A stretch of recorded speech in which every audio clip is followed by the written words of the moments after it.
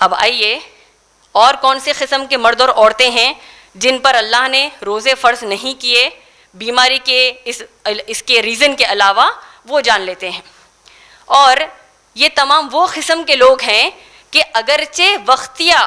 وہ رمضان کے روزوں کی ان کو چھوٹ ہے، لیکن بعد میں روزے رکھنا ان کے لیے لازم ہے، اور اگر یہ بعد میں اس کی قضا نہیں کریں گے تو اتنا ہی ان کو گناہ ملے گا جتنا کہ جان بوجھ کر روزہ چھوڑنے پر کسی صحت مند مسلمان مرد یا عورت کو ہوگا۔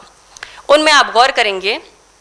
اللہ نے جو قرآن مجید میں سورہ بقرہ سورہ نمبر 2 آیت نمبر 184 اور آیت نمبر 185، اور اسی طریقے سے صحیح بخاری جلد نمبر 3 حدیث نمبر 1946، یعنی صحیح بخاری والیوم نمبر 3 حدیث نمبر 1946 میں قسم کے مرد اور عورتوں کا ذکر کیا کہ جو مسلمان مرد یا عورتیں رمضان کے دوران سفر کر رہے ہیں تو ان کو روزہ رکھنے کی چھوٹ ہے، لیکن بعد میں قضا کریں گے۔ اسی طریقے سے وہ عورتیں جن کو رمضان کے مہینے میں حیض آ جائے، یا وہ عورتیں جن کو رمضان کے مہینے میں اولاد پیدا ہو،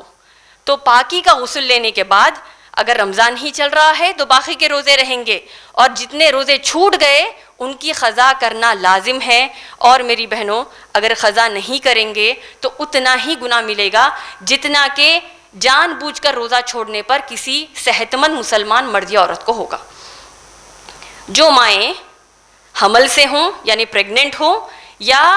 اولاد کو اپنا دودھ پلاتی ہوں، اور ان دونوں حالات میں روزہ رکھنے پر وہ شدت کی کمزوری محسوس کرتی ہیں،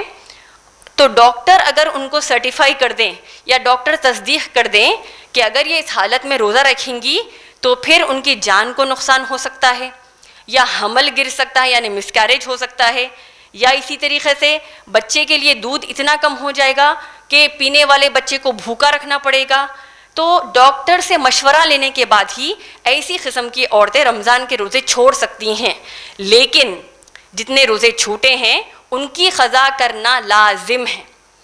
اگر قضا نہیں کریں گے تو اتنا ہی گناہ ملے گا جتنا کہ جان بوجھ کر روزہ چھوڑنے پر کسی صحت مند مسلمان مرد یا عورت کو ہوگا۔ تو یہ عام طور پر پوچھے جانے والا پہلا سوال ہے،